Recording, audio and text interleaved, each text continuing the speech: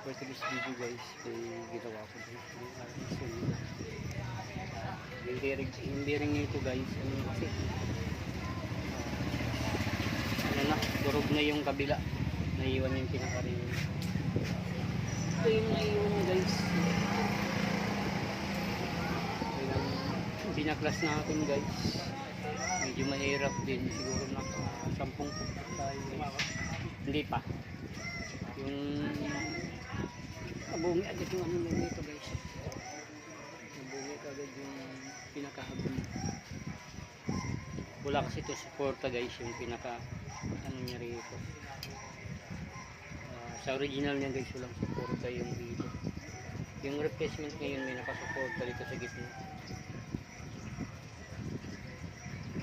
Ano na kasi yung bearing guys, sobrang may tama. Ngayon naiwan na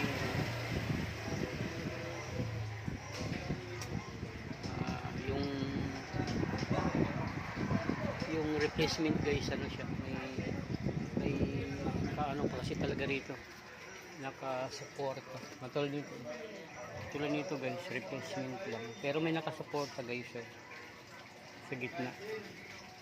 Yun sa kabila wala siyang suporta. Kasi dami na kami binaklas dito na bearing.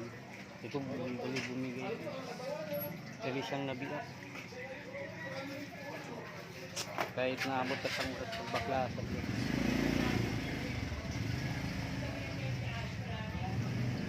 Nabiyak guys.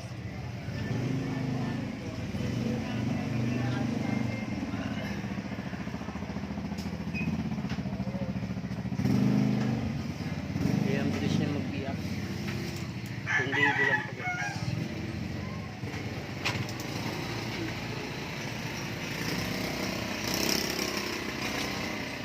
Kailan muna natin yung siguro yung katiwala niya.